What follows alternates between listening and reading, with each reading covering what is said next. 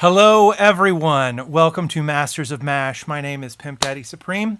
If it's your first time on the show, I'll let you know that this is a deep dive into mashups and mashup cultures with a specific focus on the producers that helped make mashups a worldwide phenomenon for the last 20 years. Today's guest has millions of views on YouTube. Just recently won a Webby Award for his Play That Funky Music Rammstein, which hopefully you just watched as part of the pre-show. And has just now gotten over 100,000 subscriptions on YouTube. He's achieved so much in the 6-ish years that he's been participating online with mashups, at least on YouTube. We're going to delve a little bit deeper into his story today, find out about his origins, and anything else that we can really help you, the mashup lover, understand more about what goes on in this person's mind and their life and truly connect with a great artist and producer. So without further ado, I'd love to bring on our guest today, the one and only DJ Cummerbund. Hello, sir. How are you today? What's up, guys? I'm great. How are you? Thank you so much for having me on. I'm very excited.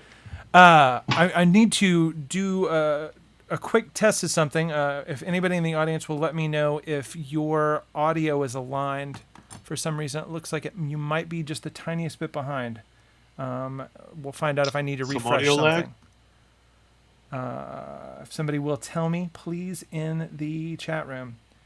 In the meantime, I'll let you know that Masters of Mash would like to thank the previous donors to the program. Remember, this is the Corona Apocalypse, and so a lot of us are out of work right now. So your dollars definitely help this program keep running. I'd like to thank my friends, the Five family, Jane and Felix Five, for sending some money to the program not too long ago, as well as Heloise. Heloise, thank you again for your continued support. If I have missed someone, I promise I will talk about you in a future episode. In the meantime, it's faster than the video. Okay, so we have confirmation here real quick. Let me do a quick, I'm going to hang up on you real quick and call you right back. Is that okay? Absolutely. All right, let's do this. Thanks, everyone, for hanging out for just a second while we fix this so we bring you the best program possible.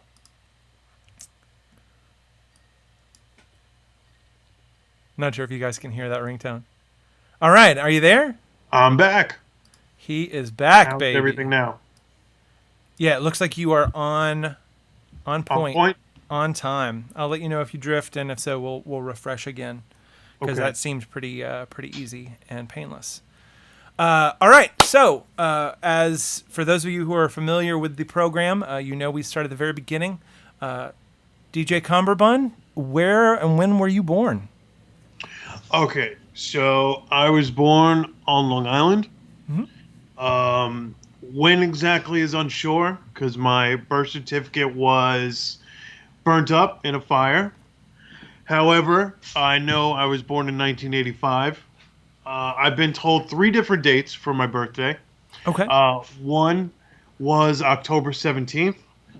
Another one was April 1st. And the last one I was told was August 15th. So you have an upcoming birthday, is what you're saying? Yes. Honestly, I feel like I need to it's a terrible thing to say that I wish my birth certificate was torn up because then I would be able to celebrate my birthday three times a year. I do, and I do have a couple of loyal friends and family members who get me 3 different gifts 3 times a year. That's fantastic. Yep. There's a lot. It's been interesting, but I mean, thankfully enough. So if I go with the last 2 birth dates, I am 35 years old. But if I go with your October one, I'm always a little bit younger, so I'm 34 instead of 35. I mean, look, I'm an August baby. August 23rd is my birthday, so I've got one coming up here, like right after yours. Mm-hmm. But I would love to have a birthday in October because Halloween is like everything to me. Yeah. Halloween's So awesome. I'm not sure how, because you love cosplaying and stuff like that. You're a big fan of like the conventions and stuff like that. So are Yeah. you a big Halloween person? Uh, yes and no. Like Okay. I love, I love cosplay and I love watching people get dressed up and the parties and everything like that.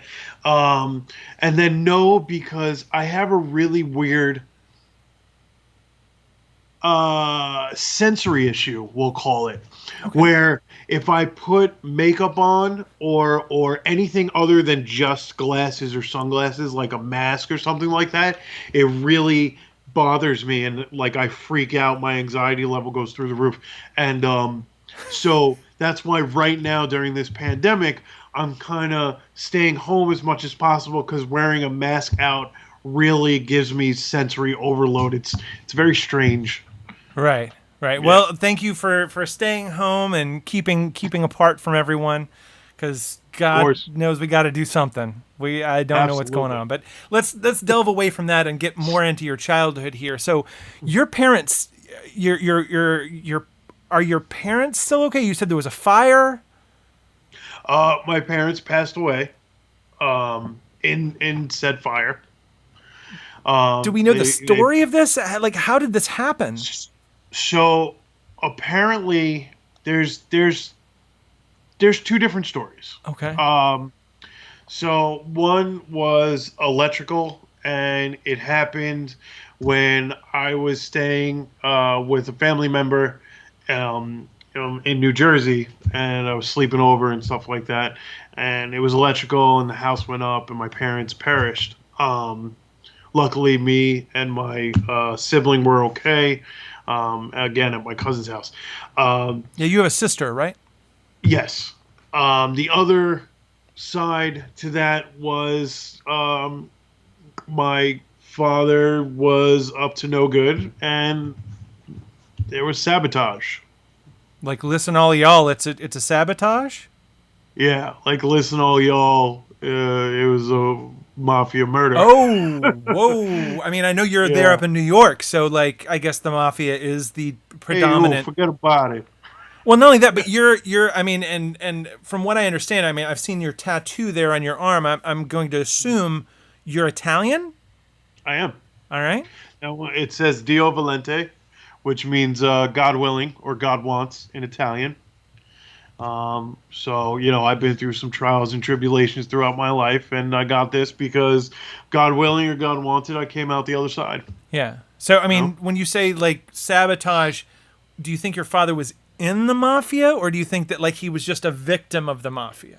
There was, I remember from my childhood, there was definitely, like, I have a picture with me holding John Gotti's lion cub His when he what? had his lion cub, his baby lion, when we had the block party, when he had the block parties in Brooklyn.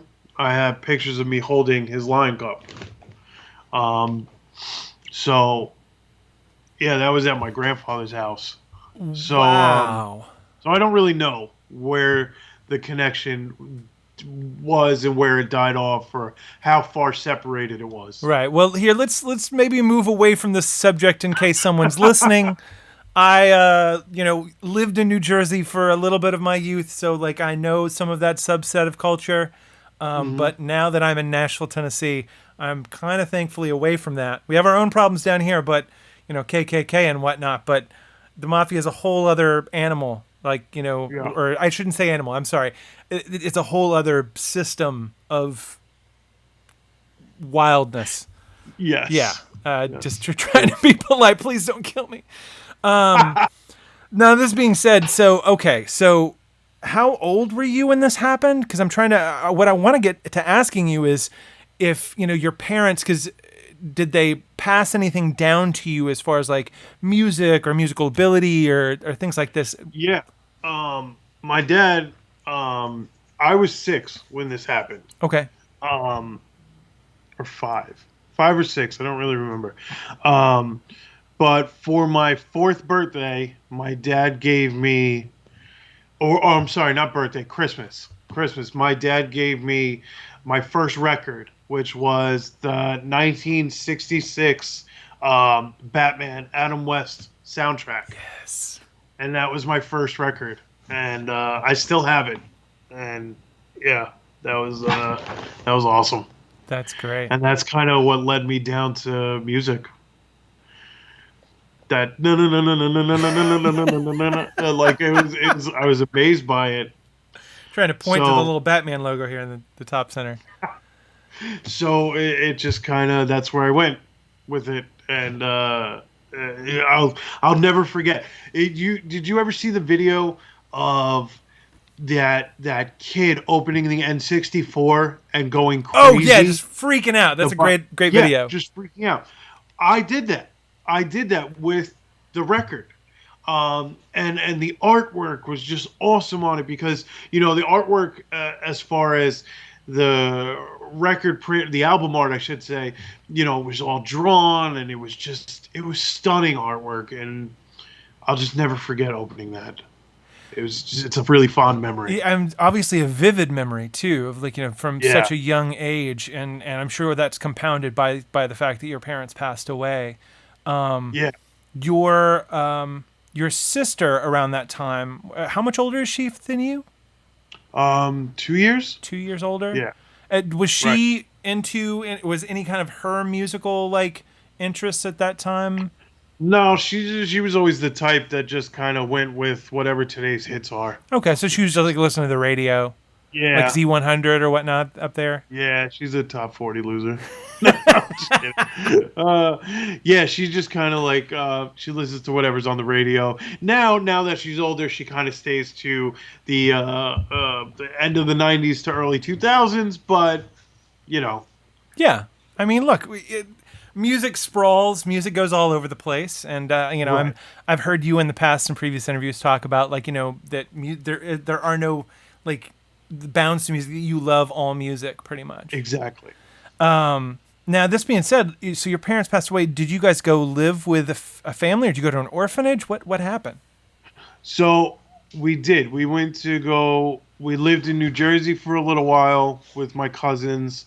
Then we lived in Chicago for a couple of years with other family members. And then once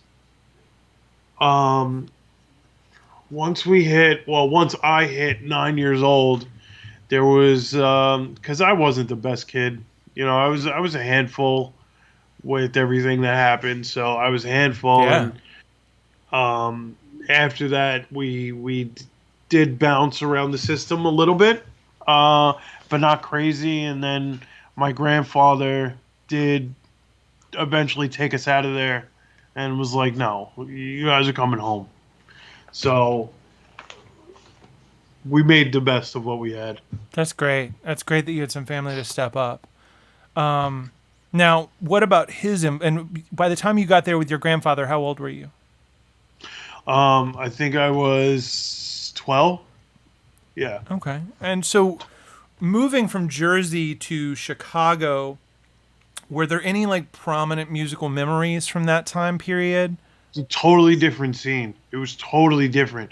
Where Jersey was definitely, Rat Pack and Sinatra and everything like that. You move out to Chicago, and it was funk.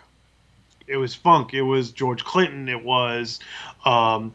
Oh my God. I'm blanking on his name. The King of Funk. Bootsy Collins or James No, Brown? Bootsy Collins was a big one. James Brown. Thank you. It was James Brown, Bootsy Collins, Muddy Waters. Not that it's really, but it was like all that. Yeah. That's awesome. So totally different, and it really expanded your thinking. Not only did it expand your library, your media library inside your head, it expanded your thinking too. So it went from, all right, well, Italians are the best, Italians the way, and if you don't like, spaghetti and meatballs, forget about it. Forget about it. We'll take a walk off a short pier. You know what I mean? But then once you go to the other side, and it's just like, okay, here's a lot of the high notes. Here's a lot of the strong bass line, the doom, doom, doom, style. And it was totally different way of thinking, totally different emotions that it chalks up in you, Yeah. where you have, the Italian style where your emotions are very stoic, your emotions are very, your family is number one, no matter what. And then you have the head nods. You go over to the funk and you're like, okay. And then you got tapping your feet and the emotions of smiling and stuff like that come in. It's really cool. So, Yeah. so once you got back to Long Island, I'm assuming with your grandfather. What Howard Beach. Whoop, whoop. did you say? Adam Beach, No, Howard Beach. Howard Beach. All right, is that Howard the north side or the south side of Long Beach. Island? North side. North side. Okay. Yeah. Oh no, sorry, Howard Beach, South side. South side. Yeah. Bottom. All right. It's probably hard to tell, like when you're just used to being in it and not looking at a map. Right. I had to think where the beach is sandy for a second, because if the beaches are sandy, you're on the south side. If they're rocky, you're on the north side. Sweet. That's a good tip. Yeah. So once you're back, you're there with your grandfather. Your grandfather was a big military person, wasn't he? Yes. Yes, he was actually. There was actually a History Channel special on him, or well, he was part of a History Channel special. He was the first person in World War II. He worked on airplanes, right? He would fix them and everything like that, and he worked specifically on the P-47D not Mustang, P-47D planes. And when when the Spitfires came out, the Nazi Spitfires, they were very fast, and they were trying to figure out how they can compete with them. And he was the first person to put wax over the wing of the airplane to make them faster and slip through the air. Yeah. Sweet. So that was really cool. That's super awesome. So okay, so here you've moved back in. Now, him being a military, was it a strict environment once you'd moved back? Yeah, definitely. Like bounce a quarter off the bed sheet. I would have to. He owned a shop in the Bronx, a garage, auto repair garage, and I would have to go to work with him. Not a lot, because it was the late. I'm sorry. It was the '90s, so it wasn't that nice of a neighborhood. So he didn't want me to go there too much. But on the weekends, on Saturday, Saturday morning, the garage was open from 8 a.m. to 1 p.m. and I would work with him, Sweet. changing brakes, oil changes, tire rotations, all that kind of stuff. Man, that's some discipline. Not only that, but some great skills to pick up at such a young age. Right. Yeah, now I change my own oil. Hey, that's still, depending on where you go, that's like anywhere from like $20 to $80. Seriously. Yeah, so so you're there in Long Island. It's you and your sister with your grandfather. What kind of music is he playing? What are you into? What are you playing at the shop? Like He so at the shop was a lot of Credence Clearwater. It was a lot of Beatles. It was a lot of Pink Floyd, a lot of like what we call classic rock nowadays. At home with grandma, it was a lot of Italian house party type stuff. A lot of Pat Boone, Lou Monte,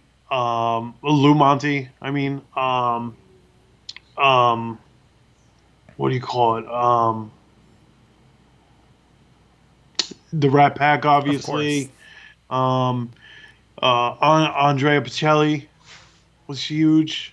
So a lot of that type of stuff.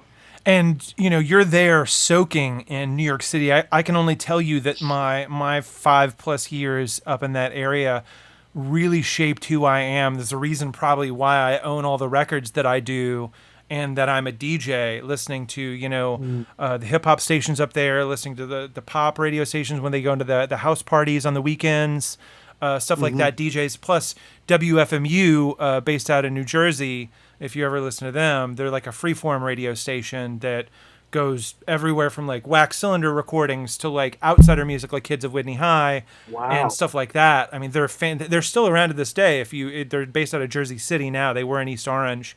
Huh. Yeah, I highly recommend you checking them out. As a matter of fact, I definitely but will. because I WFMU? know that you're into the Kids of Whitney High, they have a Yeah. secondary streaming station that hyper focuses on outsider music and like other like how do I say it, like exotica and stuff like that and lounge Okay. called Sheena's Jungle Room. And that's a streaming only online station that comes out of the same studios. But man, talking about stuff that you've always, the stuff that you've loved to hear, when you're into that weird stuff, and it's just like unfettered. Like there's just so much of it, and you're just like, wow, learning about new stuff all the time. That's really cool. So when you're there in Jersey, and you're saying you're 12-ish now, so I'm gonna say this is like 96, 97, probably. What radio are you listening to? Any of the top pop radio? Are you listening to DJs? Are you familiar with like cutting and scratching or mixing? No, honestly. I'm listening to a lot of K-Rock. Okay. So I'm getting more familiar with between cousins and stuff like that. I'm getting more familiar with Nirvana, Metallica, um, Ozzy, Black Sabbath. That's where I'm starting to go to. Um, I did get my godmother owned a DJ business. So she was she would play weddings and stuff like that. And downstairs in their Brooklyn house, down in the basement, they would have everything set up so he can test out his downbeats and everything like that. And I learned a lot from that. And I remember going down with him, and he would teach me the difference between a heavy duty needle and a light needle, and where you would use them. You know what I mean? And why you'd have a heavy duty needle for scratching, and why you would have the light for like weddings and just play them and to keep your cues and stuff like that. So I learned a lot from that. And I remember him doing the whole, you see in movies where they're spinning the record in his hand and putting it on the, and on the table and everything like that. And I even remember helping him switch over to CDs and pulling out the big case long of CDs and having everything in alphabetical order so you know where everything is, and pulling up the cue, going into the seconds in, hitting the cue button over and over and over again while you're listening to it, just to make sure you're on the downbeat to fade into the next song. And then just a lot of fun memories like that.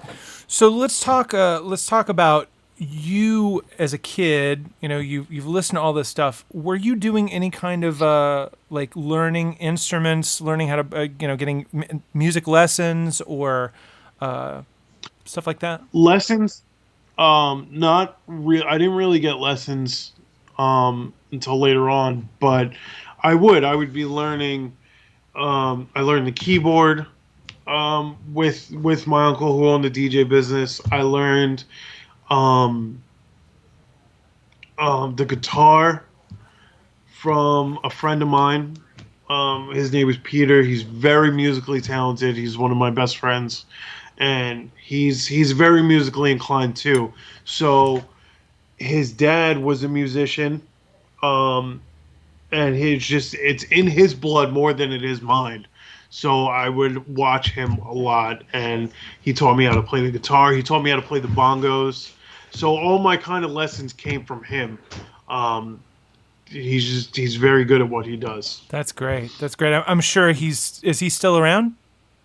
Oh yeah, I'm sure he's super proud of you. he is. He is. I actually call him up all the time for his ear just to make sure that, because I'm very anal when it comes to the timing and the the beats per minute and everything. So I call him up to make sure I'm right and where I'm going.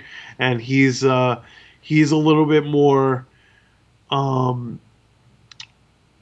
He's the other half of my perfectionist, you know. So he'll fix an area where I'll be like, no, that's good, and he'll be like, no, it needs to be tighter. So you have And I'll a be like, partnership okay. in that way. Yeah, what when it needs to be. Yeah. Yeah. I don't give it too much credit. It's like he didn't make these mashups. I made these mashups. You Yeah, remember that? forget him. So Whose Webby is it? It's my Webby, not your Webby. My hold on to that because I want to talk about that a little bit later. I'm really happy that you got Sure. to be announced by John Hodgman. That was pretty amazing. So okay, so here you are again. You're 10 and 95, which means you would have been 20 in 2005. Between these ages, usually it's around 10 or 12 that you see most kids start to come into their own CDs and their own music that they buy on their own with their own money. What were some of these Right. things that you were first purchasing? The first CD I bought with the parental advisory label was Garage Inc. Metallica's Garage Inc. The first CD I bought with my uncle, who took me to a record store we have in one of the towns called Mr. Cheapo's, and he took me over there to get a record. And I got Paranoid, Black Sabbath Paranoid. And then I would get stupid songs too, and I would get like Jock's Jams Volume 1. Okay. Jock's Jams Volume 1, Aqua, the Barbie Girl song. Okay. Barbie Girl. Yeah. And then I would jump the gun and I would go for a Buddy Rich album. So really I went everywhere. And if it's funny, I would sometimes, if I never heard of the artist, like I never really heard of Buddy Rich before that. I never really listened to jazz all that much. And then his White album, it's white with the letters in gold, and you see like kind of like an abstract art piece on the CD cover, and I think it was actually the best of Buddy Rich, and it just grabbed my eye. And it wasn't even that I heard of him before or anything like that. I just grabbed my eye, and then I listened to it, and I was dumbfounded with the way he played the drums, dumbfounded, and I would just watch it, and then I remember my uncle just talking to me about how he only had the snare, one tom, a floor tom, and the bass drum, and that's it. And obviously the cymbals, but where I would see, the two toms with the floor tom and everything, he just had the one, and he made all these brilliant sounds. I was dumbfounded by him, dumbfounded. So that's when I got my first drum set. Oh, sweet. And yeah, that's when I got my first drum set. It was just a Sam Ash special, not for a lot of money or anything like that because I couldn't afford much. But I went from there, and I just started, paradiddles and everything. It was a lot of fun. And that was what age again, would you say? That was... Or what year? 98. Okay. 97, 98, something like that. Yeah, so you would have been like 13, 14 years old? Yeah. Yeah, sounds about right. Yeah, it was right after I started buying that, right after I bought that album. So it was, actually, it was after my first job because I remember I had to save up money for it, and I started working at McDonald's when I was 14 years old. So that was my first job. So yeah, so it was after that. Well, you say that's your first job, but you had been working at the family shop for so long. Yeah, but I never had working papers for that. Yeah, yeah. Or that was always my grandfather just saying, "Hey, child labor, ooh, 15 cents an hour. There you go. I'll buy you dinner." Yeah, right. Mouth off, I'll smack you right in the mouth. Shut up. Or as he would say, I'll smack you right in the fucking mouth. No, I have to ask. Like my time in New Jersey, I had some neighbors for a while named the Leones, and anytime I had a problem with my parents, if I was fighting with my parents, if I was like mad at my parents, I'd run away from home and I'd go next door to the Leones, and it was the traditional Italian, like almost stereotypical home, like plastic runner in the hallway, plastic on the furniture. And on the stove, they had a gas stove with 4 burners and a giant pot that would cover all 4 burners. And every time we'd go in, they'd always be cooking something. And the first question that they'd ask you is, have you eaten? And I'll be like, and if you say no, you get a plate. And if you say yes, you get like a double-sized plate. So like no matter what, you're eating. So tell me, like, was the food thing kind of similar in your family? Let me tell you, these 2 chins didn't grow overnight. All right. Very similar. I mean, not that big where it would cover 4 burners, but we definitely had a huge pot of sauce going all the time. And Sundays were different because, you know, all the family would come over, and that's when the table, because the table was out of use on Sundays until dinner time, because there'd be flour all over the table, dough everywhere, them stretching out the noodles and everything like that. Nice. But I'll tell you, you know, you don't get food like that anymore. I miss it. I miss it a lot. I mean, my grandparents rest in peace, but I miss it. Man. I feel the same way just being away from New Jersey. Like, you know, we've got some good food down here, but there's definitely the food culture up there is just so solid, so many generations deep that those recipes up there are dialed in, and the restaurants and everything. It's just, I'm jealous of where you are now, even with just your takeout, I'm sure. I mean, when I think of Tennessee, you know, the only thing that comes to my mind besides, you know, barbecue and stuff like that is, you know, country fried steak, country fried chicken, and stuff like that. And, you know, because I want to visit Knoxville so bad, and Nashville and stuff like that. I would love to go to a nice, you know, country soul food restaurant.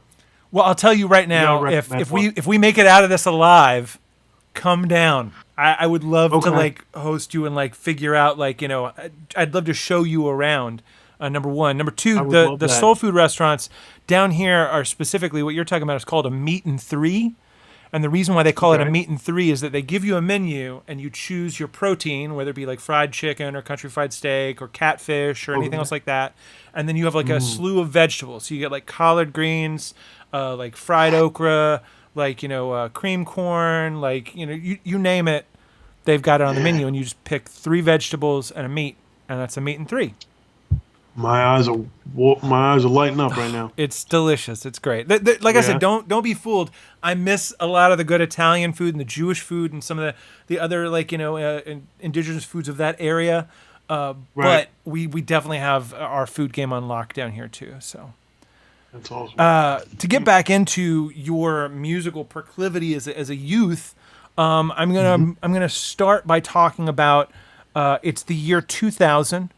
You're working your way into high school, and when you're in high school, you meet a young lady. Do you know where I'm going with this? I think so. I met a few young ladies. Oh, okay. No. I don't. Where are you going with this? Well, my research, and again, research can be wrong because the internet's all over the place, is that are you currently single or are you married? I'm married. You're married. Yeah. So the research that I'd found out is that you met your wife in the year 2000. I did. And so that would have been the beginning of high school. Yes. Can you tell me about a little bit about if you maybe made any mixtapes for her, or like how you might have like interacted with her? Okay. I mean, I thought you were going someplace else, but yes. Whoa. Okay. So, yes, I met my wife in high school.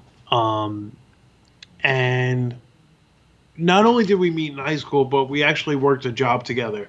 My second job, I worked at a food chain store called Pathmark, a supermarket.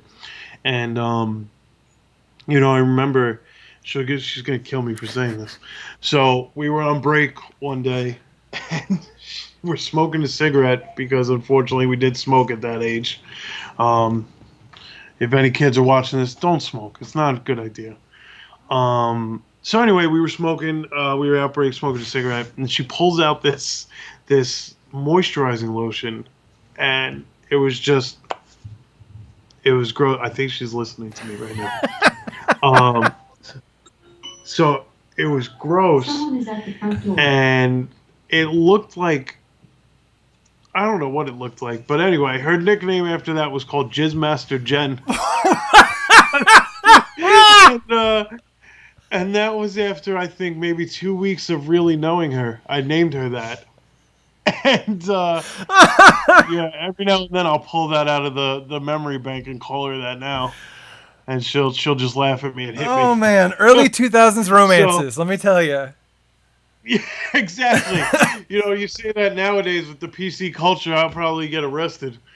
But so yeah, so we met in high school, and she has a memory of me that she didn't even know was me from middle school. There was She was describing this memory one day about kids walking around the hallway and going up the stairs singing, "We all live in a yellow submarine," and just marching through the hallway singing it. And I was like, that was me with a few of my friends. And she's like, "Are you serious?" I said, "Yeah." She goes, "I remember that." And I was like, well, then we unofficially met in middle school. So yes, I ended up marrying my high school sweetheart. That's amazing. And this is in what part of Long Island? Shut up. Is this Comac or is this Yes, Comac. Comac? Yep. All right. So wow. I mean, that's the weird thing. It's I've moved around enough and gone to enough different schools that like I never really had that consistency of like knowing somebody for that long. Right. And I listen to people's stories like this, and I'm always just like, wow, that's just amazing. I can't imagine the Well, bond that you and your wife must have. I'll tell you, it's amazing and it isn't amazing because yes, it's amazing that you have the longevity with someone and you're able to you get to the point where you can just look at somebody's face and know exactly what they're thinking and stuff like that. But also, when you're only married for a couple of years, it feels like you've been married for 80 years and already waiting for somebody to die. Wow. I'm just kidding. I was gonna say this is the mother of your children you're talking about here. Yes, Yeah. but it's funny that we have that relationship and we joke around like that all the time. Yeah, I mean, only because you're married and you love each other so much can you get away with saying stuff like that. Exactly. Yeah, because exactly. It's not true. It is true, but it isn't true. Exactly. I'm not saying that her life insurance would pay out nicely, but whatever. So okay, so this is the what was it? Jizzmaster 2000, Jizzmaster Jen. Jizzmaster Okay, Jen. so Jizzmaster Jen started off as this kind of like like neg or whatnot. When did you ever play into the romance? Did you ever like really court her? I know she made like collages of you, like pictures of you and her, like saying, this is my boyfriend, I love him so much. Did you ever like reciprocate? And I'm assuming, because for me and for a lot of people, and especially that wind up being DJs or whatnot, we have those early beginnings of making mixtapes. And I did. I made her a couple of mixtapes from Jock's Jams. And she's a huge obsession. Sorry. It's okay. You love animals. It's beautiful. Can you grab the dog, please? So anyway, she's a huge obsession with Backstreet Boys. So, my first month, I want to say, my first month of having a driver's license, the Backstreet Boys were coming to town. So I took her to the concert. I ended up just sitting there going, I hate my life. But I got to say, it helped develop us. Music has definitely helped in our relationship because there are times where I can't find the words to say something. And I'll say, hey, do me a favor, listen to this song. It'll tell you what I'm kind of thinking or something like that. Like there was a time when I was going through some trials and tribulations and stuff. And there was a song Cold by Crossfade came out. and I said to her, like, hey, listen to this. This is kind of how I feel right now, but I can't express it. I've never been the one to really, talk with words or whatever. I'm not really a word person, but if I listen to a song and it triggers something in me, I'll be like, hey, listen to this and listen to the words, not just the song, you know? Yeah. So I did that a lot with her. Do you think that that comes from a lot of the Italian stoicism that you see, where it's like, you're not exactly like a lot of Italians aren't exactly like, forthcoming with their feelings. They're more. Um, I think that's part of it. Yeah. Yeah. I don't know how too deep that is. Maybe it's a lot deeper than I think, and I'm just, no, I don't, just don't feel it. But, it seems to be a possibility. Yeah. Yeah, I mean, and again, I've only seen that firsthand, like through a lot of the people that I've known up there, and my Italian friends down here. So it's like, and you see that in a lot of cultures. It's not just Italians. It's like there's different levels of stoicism or masculinity or things that you see come forth. Right. So here we are. You're making Jock James mixtapes. I wanted to talk to you again. Like, I've seen interviews with you where you talk about that you're more of a Tupac than a Biggie guy. At what point did you get into hip hop? What point did I get Because into it doesn't sound like you were actually listening to them in the '90s when they were active. No. Well, not they weren't my go-to when they were active. Like I remember every now and then listening to The Dip, put my hands up on your hip. When I dip, you dip, we dip. Skee-Lo.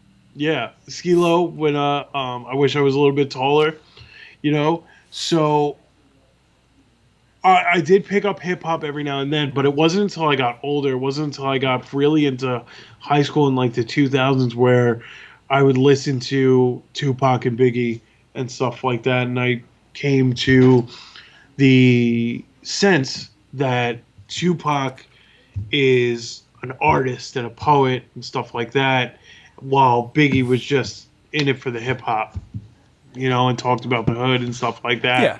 While I think Tupac actually described, like, hey, here are my struggles and here's what I did about it and stuff like that. Well, I mean, and that's why I think I can see exactly what you're talking about as far as like Tupac went to art school. Yeah. He went to a music school. His aunt was like a prominent Black Panther who had to flee the country. Mm-hmm. I mean, he had a lot to talk about that was more than just like who was the king of the block. Oh yeah. I mean his his book, A Rose in Concrete, right? Yeah. A Rose in Concrete. Sounds right. I think that's it. It's phenomenal. It's a huge inspiration to me, and it was because of him that I started to write poetry a little bit. And when I was places, I used to write in a book and not necessarily mail it to Jen, but when I came home, I gave her the book and she would read it and stuff like that. And I wrote poems to my kids and stuff like that. Like I've written a few things, and then he was a big inspiration on it. Yeah, you've done one Ask Me Anything, an AMA on YouTube, and you started that YouTube off with a poem that you had written. Did I?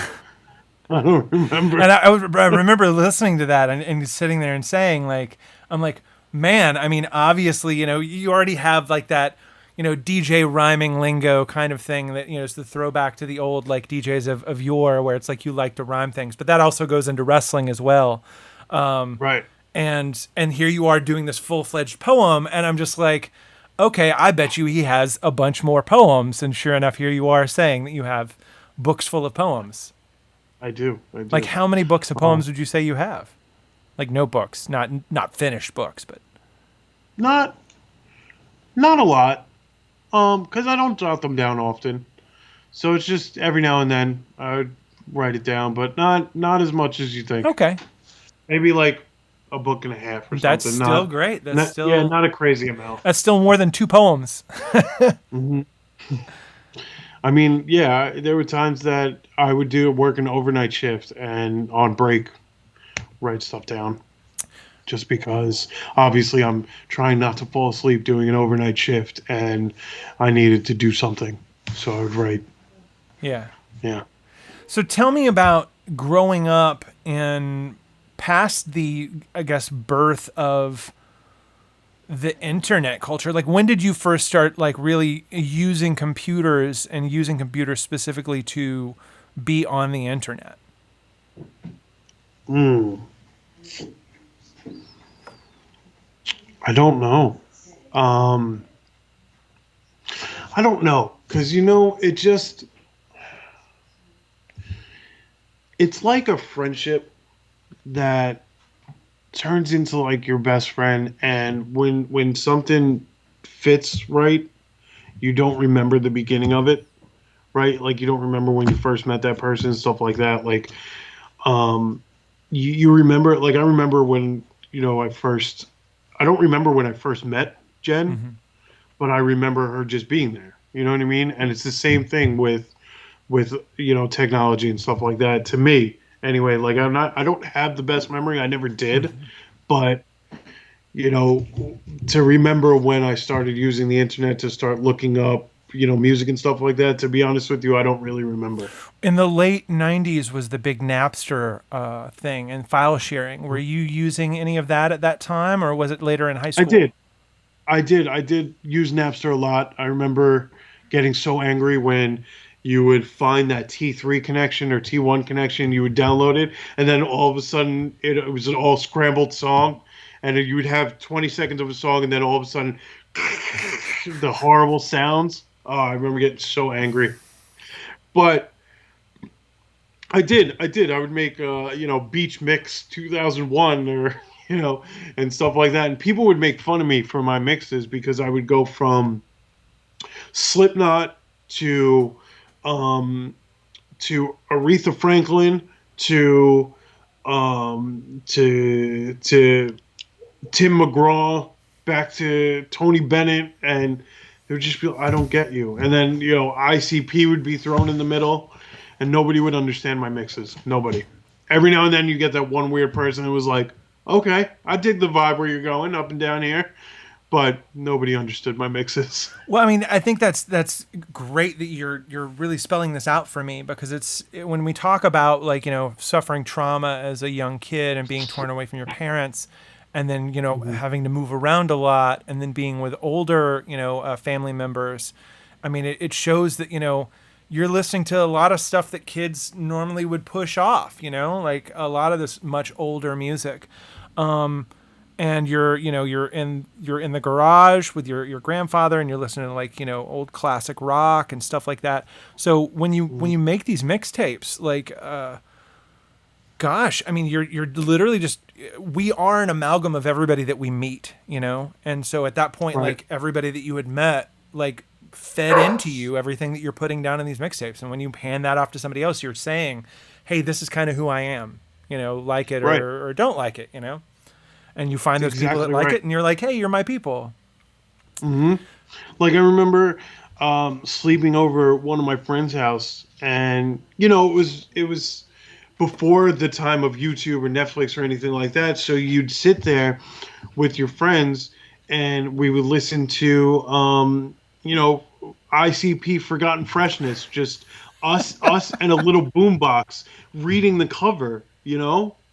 So it's those kind of memories that you have fun, and they do, because when you make a mixtape to put in your car, if you still make CDs or even make a playlist on that on your phone or something like that, it's all it is you just bringing up Yeah. memories, which is awesome.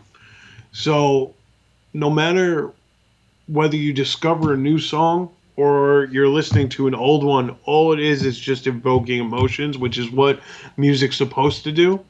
So you get those people listening to your mixtape that bounces around upside down, that goes, I'm going on this roller coaster with you and I'm digging it. And then you get those other people who just start laughing and go, what the hell's wrong with you? You're like, you don't know where my roller coaster goes, man. You don't know how deep this rabbit hole is. So it's fun. That's great. That's so on point when you're talking about music. So okay, so you were on Napster. You're doing all this stuff, burning CDs and making playlists and whatnot. Listening to ICP under the age of 15. So I'm sure that did you really well mentally, as far as some of the themes that ICP was covering at the time. I learned what Fago was. I didn't know what Fago was when I was 14. So I learned what Fago was. Yeah, you don't ever recover from the Fago. I'm telling you, You don't. you don't. So around this time, 2000, when you met your wife, the UK mashup scene had started to happen. You've got that first, and previous to that, you've got hip hop doing blends and like disco DJs back in the 70s, mixing records together. But like because of this like mixture of technology, being able to DJ with CD players or like audio software so you can mix stuff together on a computer, along with like basically an unlimited supply of music, you had these people getting creative and mixing stuff together and like playing it as part of like a glitch electro like electronic dance scene in the UK, Right. also mixed with rock and all that other stuff. It bubbled up a little bit here in the United States, and you had some pretty prominent tracks, like I'm sure you're familiar now with like Freelance Hellraiser, Stroke of Genius, stuff like Right. that. Were you aware of any of that, DJ Z Trip, anything at that point? Not really. I mean, I remember every now and then something would come across my radar, and I would go, "That's really cool. That's awesome." But around that time, I was getting into Dune and Zombie Nation. Not Zombie Nation. I forget who wrote it. Kerncraft? But anyway, I was getting into a lot of the techno scene and stuff like that. So I was learning what DJing is and where you can go with it and stuff like that. But as far as the actual mashup scene, I wasn't too familiar with it. Like I remember I was obsessed with the Dune CD for like a year straight. Hardcore vibes and learning to fly and stuff like that. Like I would blast those, and I think it was the very first CD I played in my first car that I was able to put a system in it. So I had two 10-inch subs, tuned perfectly. Sweet. I was tuned so perfect that I would blow my friend's 312s out of the water. Nice. Yeah. Like I knew how to, and yeah, I remember playing that that CD every time I got in the car. Can you talk a little more about what that's? You said Dune. What's the CD? Dune. It was a self-titled CD, Dune. Hardcore Vibes was a big name. You got to look it up. I don't really know how to describe it. I remember the opening beat just goes doom doom doom doom doom doom doom doom, and it just rattles every car. That and Mindless Self Indulgence. I was getting into it. Yes, Jimmy Urine, man. They just came out with Frankengirl at that point, so that was like their biggest album. So they just came out with that one. So I was listening to that too. And that was a totally different take on alternative or rock or anything like that. It was just, it was a mind fuck is what it was. Yeah, it was like throwing in chiptune, and it was throwing in all kinds of stuff, and super explicit. So it's great. Being a teenager, exactly. Oh, I say being a teenager. I'm about 10 years older than you are, and so at the time when all that stuff came out, I was going to shows to see a Mindless Self Indulgence, and it was the first time that I was really experiencing somebody's dad just showed up and he likes it. Oh my God. And I'm just like, I'm not that old. Oh, shit. But I mean, all the kids are like, 15, 16 years old. Mm-hmm. I never got to see them in person, which always bummed me out. But I'll never forget, driving down the block and then just screaming out the window, "Go fuck yourself!" And it's just like, wait, what? What just happened? And I remember just people looking at me like, "What?" I'm sorry, it's the CD. But it's such a great album. Yeah, man. Yeah, That a album. lot of their stuff is really, really, really good. Um, oh man, that just completely threw me off because I was not expecting you to say mindless self indulgence. That's great. See, I'm telling you, I go everywhere when it comes to music. Like one of the Alison Krauss I listen to now. Okay. And I'm digging her stuff lately. Before she blew And up in it's the just in the like, '90s, I had a friend that I was working for the local government here in town, and she was friends with mhm, Alison Krauss.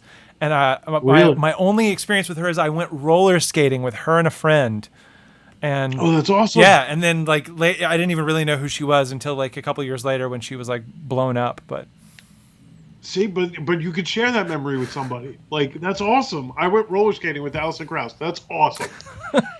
Like, nobody else could say that. I mean, other than other people that have done yeah, it. But other than the not. people that went I'm with assuming us, yeah, that. I'm assuming that focus group is not that big. yeah. You know. So that's cool. That's a cool memory. So you, I'm sure, have similar memories. I know I've seen pictures of you, meeting Ben Affleck. I've seen pictures of you hmm with various wrestlers. Like, who are some of your favorite people that you've met, Um. especially at that younger age? All right. I'll start older and then I'll go Okay. younger. So older, one of the people I text back and forth with all the time now is Lanny Poffo. Love him to death. For anybody that doesn't know, he's Macho Man's brother. Um, he's a great person. We check in with each other every now and then, going, you good, making sure you're safe and stuff like that. He sends me pictures of his new grandson. He's such a pleasure to be around. Such a nice guy. I have to ask real quick because hmm this is one of the things that when you interview other mashup artists and like even myself as a mashup artist, like we love it when someone that you're a huge fan of reaches out to us and says, "Hey, I like your thing." But for hmm you, very specifically, because of your hyper focus on Macho Man, and to say that you are like in direct contact and like sharing family photos with his brother, this de facto kind of makes you, savage family. I mean, that's huge because nobody's ever said that I to mean, me. think about that. I But mean, you're literally like in regular contact with Randy's brother. yeah, You're sharing family photos. I'm sure when you make a new mash, say, "Hey, here's, this with your brother." I know that as a family member, if somebody was like making something with like someone that I really cared about who is no longer with us and doing justice to their legacy, I would consider that person family. that's really cool to think of it that way. And I wouldn't have never have gotten to that point if it wasn't for fans because it was a fan who said, "Hey, I'm a very good acquaintance of Lanny Poffo. I'd love to get you guys together and talk and da da da da. He loves your work and stuff and everything you do for Macho Man and stuff. And if it wasn't for him, his name is Steve Reno. He's a great fan.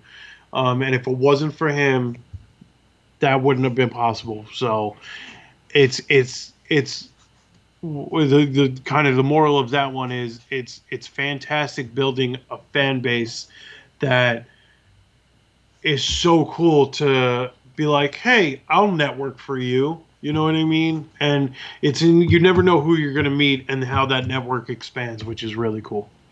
So I'm now putting a couple of things together in my head. Not only does this de facto kind of make you a savage, but I also love the fact that some of the millennial or slash Z Gen Z slang is that word savage, like savage, and so it's like maybe that's also why all your Randy Macho Man Savage like really still actually. Other than, of course, his flamboyancy and his camp and stuff like that, really like touches a modern Right. audience. You know what I'm saying? Uh, I mean, I never really thought of it that way, but it's possible. I mean, I have seen in the comments people describe that as like, "Oh, that's so savage," you know. But it's like, it's like it's like that show that's so Raven. I'm just like, oh, okay, that's so savage. Got it. That's good. So okay, so we're talking about people that you've met, and so it's like I have a huge connection with the Savage family, and with the brother. Who else? Who else have you met? Right. Who else I've met? Daryl McDaniels of Oh DMC. He wow! is, yeah. So he is the DMC of Run DMC, and he was cool as anything. He's cool as anything because he writes his own comic book. So we definitely touched on that level where he's a big comic book nerd too. So we touched on that level. He was really cool. I met Corey Taylor of Slipknot. Um, he I didn't mention too much about the mashup stuff. We didn't meet through that. We met through my old radio job. But, you know, I would definitely ask him questions like, how does he keep his voice? How does he go from, a band like Stone Sour where he can do falsetto type things to just yelling in a mic? And it was cool he's like, he was telling me about his technique, how he drinks honey, tea with honey, and just kind of doesn't talk for, 12 hours before a show and stuff like that. And it was just really cool. So that will stick because I'm a big Corey Taylor fan. Who else? I met Bryan Cranston. Not that he's a music guy or anything like that, but I met Bryan Cranston because I'm a Power Ranger fan, and then that was just awesome. Who else music wise did I meet? Well, sports too, because I mean, sports is so integral to your brand. Oh right. Well, I've met the Big Show. The Big Show, that was crazy. That was crazy. I went to shake his hand, and my hand didn't even like when you shake somebody's hand, you reach around their hand, you kind of touch their knuckles with your thumb and stuff like that. Mine did not go past here, and that experience was insane. But I've met a bunch of Rangers from the hockey team. I've met Mean Gene Okerlund. We got to share a nice friendship. Mean Gene, he was a good friend of my grandfather's actually. So I got to actually, break bread with him and stuff like that. So that was cool. And now, so in ECW, there was a tag team called the Dudley Boys. Obviously, they went to the WWF. There was a third member of the tag team before they signed with WWF. His name was Big Dick Dudley. His real name was Alex, and he was a nice guy, and I met him. He was a good friend of my uncle. So I broke bread with him a bunch of times before he passed away. And Tommy Dreamer. I've met a lot of people, and my life has been pretty fortunate that way. That's awesome. I've met Eminem a couple times. How did that happen? Well, my cousin's friend, because we all grew up in like Queens and Brooklyn and all that stuff. Yeah. So, my cousin's friend was a good friend with 50 Cent, Curtis. So one day, just it's Curtis. We knew Curtis, him around the way. CJ, as people call him. So we went to the concert they were doing at Madison Square Garden, and they let us all backstage. So it was me and two, my cousin and his friend. So the three of us went backstage, and that was really cool. That's super awesome. That was awesome. That was right when the Encore album came out. So that was cool. So let's pause there for a minute, because you've said a couple of things that really make me want to tackle the next thing I really wanted to talk to you about, and that is your fandoms.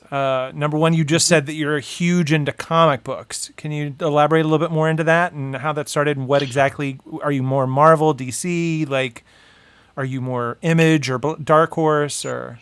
So right now, currently, I'm a Boom Comics guy. Okay. I love their Power Rangers storyline they're doing. It's great. I huge Batman fan.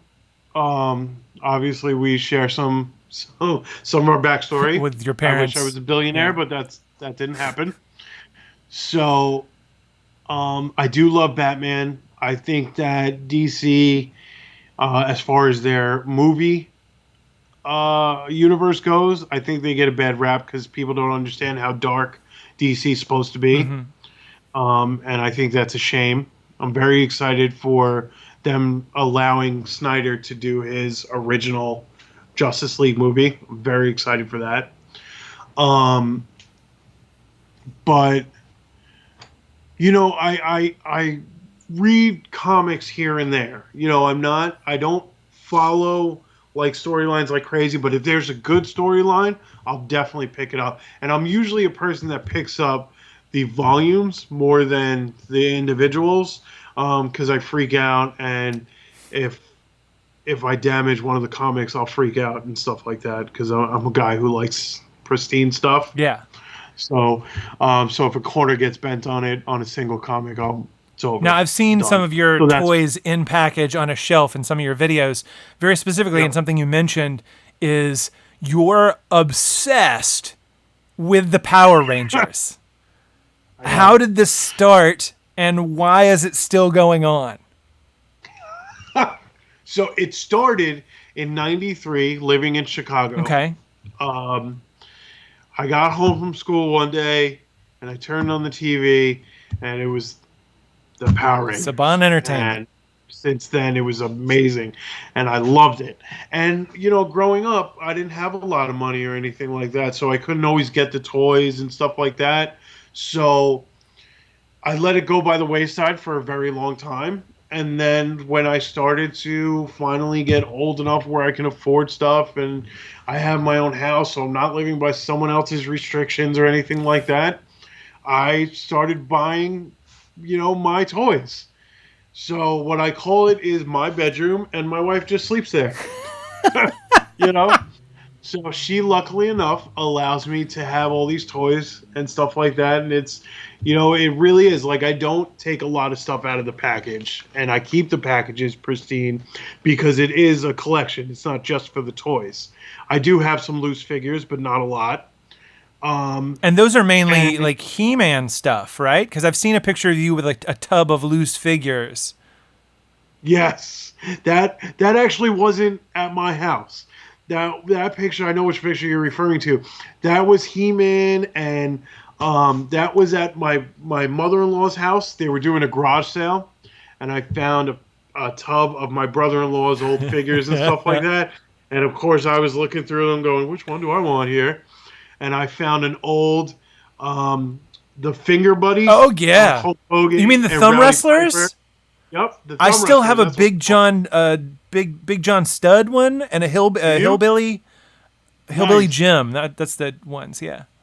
So it was Hogan and Hot Rod, which Rowdy Piper, and I think Hillbilly Jim was another one actually, and so that's what you see me playing with in that picture. I love Um, that picture because I can tell how much you actually care about these toys. Number one, and also that these toys immediately just you touching them brings you back to being a kid. Because here you are, this full-grown adult, kind of sitting like crisscross applesauce on the ground, and just like yeah, really just into these toys. Like you were just this picture is amazing. I didn't even know that picture was being taken until 2 days later when they showed it to me. Yeah. So yeah, and then my wife. It's funny because my wife actually caught a picture of my son in the same, not in the same spot. He was inside, but in the same pose and everything, and we put them side by side. I gotta post that picture. That's good. But yeah, so it's nice to know that I'm passing that down a little bit. But so anyway, so back to my Oh yeah. obsession is um, as we talked, not we talked, as we can talk about old school wrestling and how I kind of fell out of touch with the wrestling scene. after the Attitude Era in the middle of the Ruthless Aggression is because, and the same thing goes with the Power Rangers. I love the campiness. Yeah. The campiness of the old school holes and the old school way about everything. And the same thing goes for that show. The campiness of the Mighty Morphin Power Rangers was amazing. And every now and then, like the original series is on Netflix right now. And I watch it every now and then. And I try and get my kids into it, even though they're two. They have extension span of an ant, so they walk away from it. But it's the campiness that you're like, how did this entertain us? It's so cheesy that I love it, So I love collecting. They did a kind of a reissue to make more accurate toys recently called the Legacy line that is more show accurate and everything like that. And I just snatched them up, and I love them. I love my toys. I do. One day, if I ever move into a bigger house, I want a room that I'm going to set up just like the command center, from the original, and I'm going to have a Zordon. I'm going to do it all. And if I can ever afford actual movie props or show props, I'm going to do it. Now, I'm going to put a challenge out here to the audience because DJ Cummerbund here has a Patreon account. I would definitely say go to his Patreon account and help him make that transition from like day job to being just a full-on mashup producer. I would love that. And then B, guys. Also, look, we spend tons of, $5 here, $2 here, but enough of us get together. We're making Kanye run a presidential campaign. Like, the least we can do is help DJ Cummerbund, like, realize his dream of having a command center in his home. I mean, I don't think that's asking too much. So if you have, so like, and again, I think your tiers are like $1, $5, $10. Yes. Mm-hmm. Yeah, on your thing. I have tiers that go all the way up to, I think, $50 or $100. Not an insane amount. But that also being said, get in where you fit in. If you are somebody who's a tech mogul in San Francisco and you've got a couple $100 to spare each month, please sign up for his Patreon. Help this man really realize his goals. Because there's a couple of things that I personally would love to see with your career. First of all, I'm a huge fan of what you've done with the world building of your brand, really putting a lot of yourself into that brand and spreading positivity. I really love the fact that, because look, I along with doing mashups, I come from a big experimental music background. And whenever you're playing weird music for people, the first immediate response that you get from a lot of people is, man, you had to be on a lot of drugs to make that, didn't you? Or man, hey, what kind of marijuana you smoke to do? And it's just like, no, I want what he's on. Yeah, I want to be what he. Yeah, but you're not on. And have a good anti-drug message, right? I do. I've been clean. Wow, going on 9 years, almost 10 years now. So when you say you've been clean, you did drugs in the past? I did. I was a heroin addict for a little while. I got caught up because I blew out my knee from playing hockey, and one day I was playing basketball and I twisted and my knee exploded. And it was before the height of an epidemic on Long Island for prescription drugs and everything. It was before the height of all that. So when I went to a doctor, it was just like, well, here's painkillers.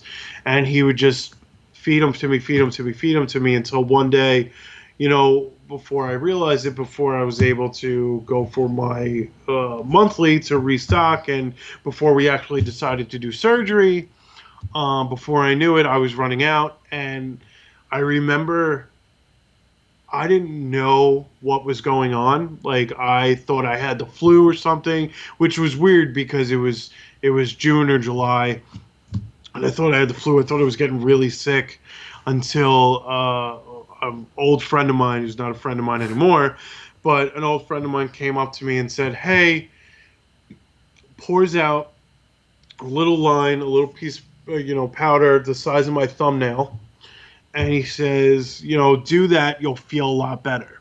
And now at this point, like I said, I don't know what I had, but I would do anything to feel better at this point. So I remember just sniffing it and being okay. And then I was like, what the was that? And he said it was a stripper. And I was like, dude, what the fuck is a stripper? Yeah. What are you talking about? I didn't give you any dollar bills. I don't know what you're talking about. So he goes, it's heroin. I remember being so pissed off at it, but at the same time, in such relief that I felt okay. Then from there, it was a run for 2.5 years. And this would have been like I got 2007, arrested. 2009? 2000, yeah, 2007. Yeah, because I moved down to Florida for 6 months in 2006. And then it all happened when I came back. So, yeah, and then I got arrested. I was in jail for 4 months or so, and then the judge was really nice. The judge was like, "Hey, I'm going to give you a second chance. I don't know why, but I'm going to give you a second chance." And he sent me to a rehab facility. I spent a year and a half in a rehab facility, and I had to kind of rediscover who I was again because once you blow out your knee, I couldn't play hockey anymore. I was planning on going to the military, so that couldn't happen anymore. So I was trying to figure out where do I go from here, and so at that point I had to figure out who I was again, and luckily enough I came out the other side, and I did good. And I was on probation for 5 years. I got off in 2.5 for good behavior. They let me off early. And then I did relapse for about 4 months. Yeah, 3 or 4 months. I remember I relapsed because everything, and now I guess this is just an excuse, but I remember everything just building up from when I let go of everything from being on heroin to all the bills catching up to me from those 2 years, because I would max out credit cards, do this, do that, do whatever I needed to. I stole from people and I did whatever I needed to get my fix.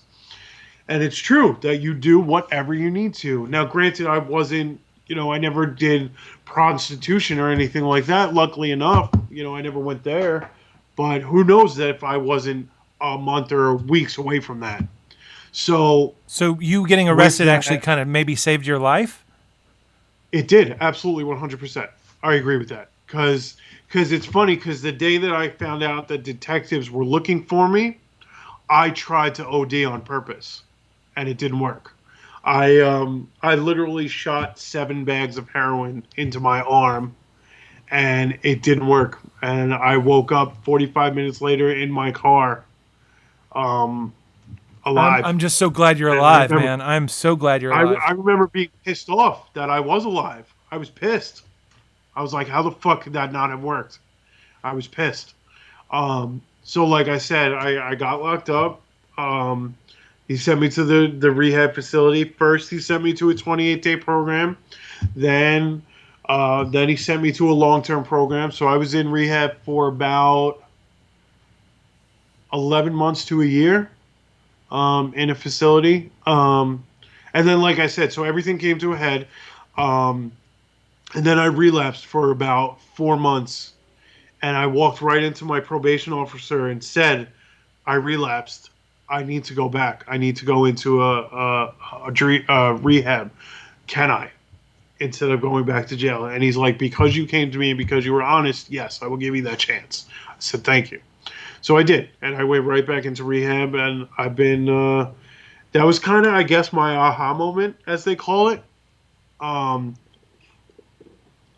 Because I remember sitting on the couch of my dealer's house, sitting on the couch, and it was right around Christmas time, and he goes, we had a little bit of a bond at that point, and he goes, "What do you want for Christmas?"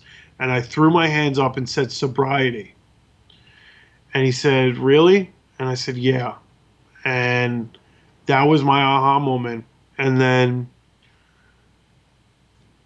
that was it. I haven't done it since. I haven't even thought about it since. I haven't picked it up, but I keep my story on check for when anybody wants to hear it, because I have no problem talking about it. It shaped who I am, and hence why I got the tattoo. And God willing, I came out the other side. And I hope that I can sit down with my kids and talk to them about it and be like, "Hey, here were my choices. Here's what happened." I Yeah.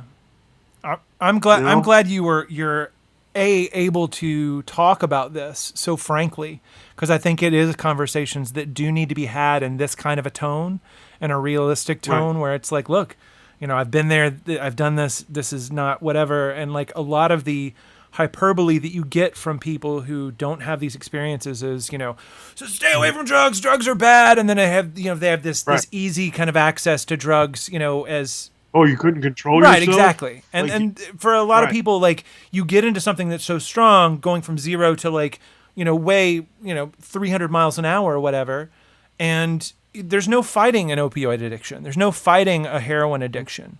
I mean, there is, but it takes a lot, and it takes help, and right, it takes more than just, saying, oh, I can handle my bumps or whatever.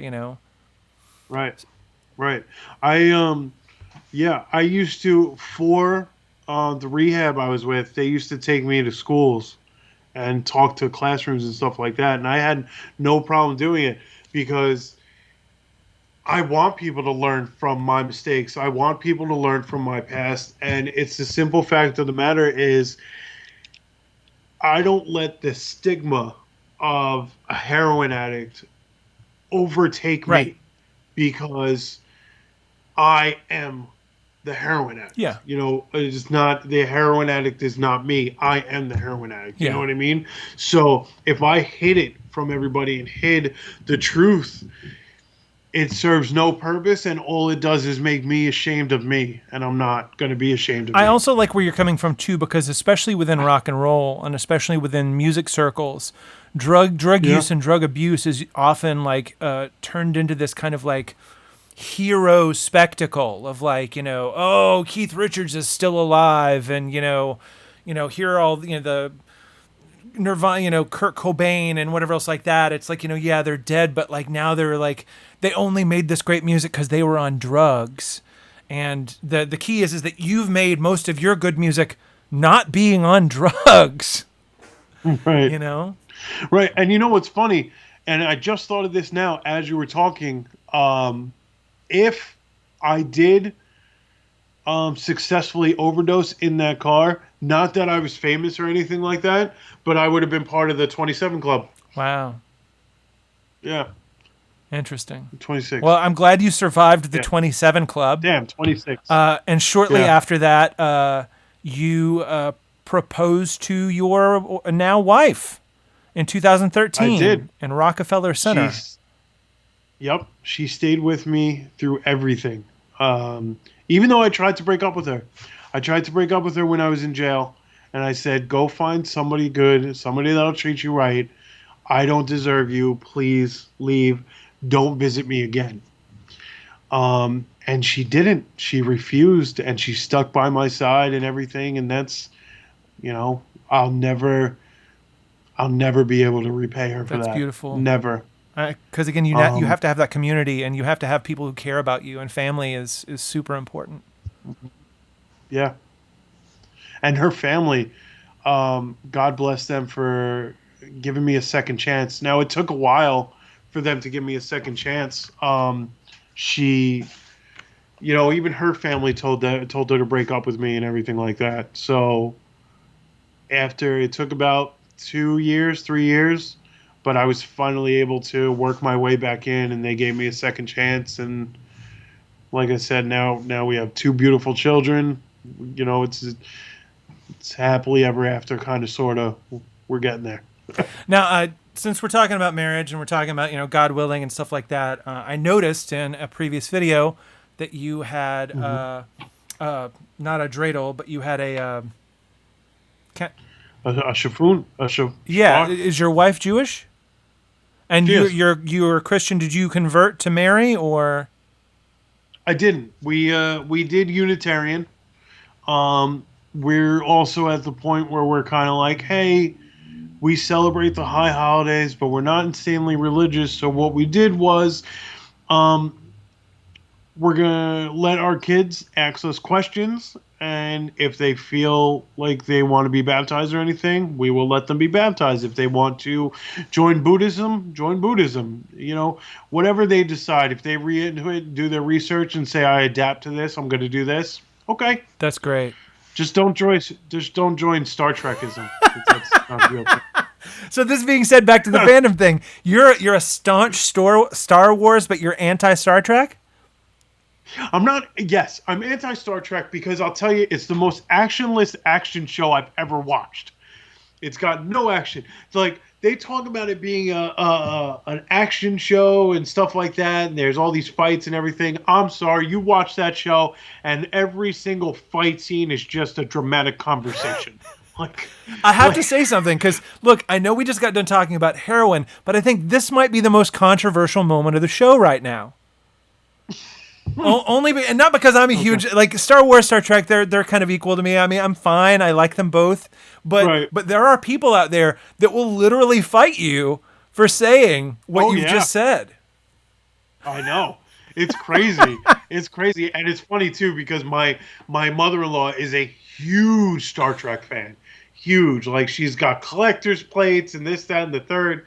And I tease her all the time about like if me and her ever get into an argument, I say, "Oh, time to break out the diplomatic diplomacy or whatever, you know, or our Star Trek Bible to go through how we're gonna do this."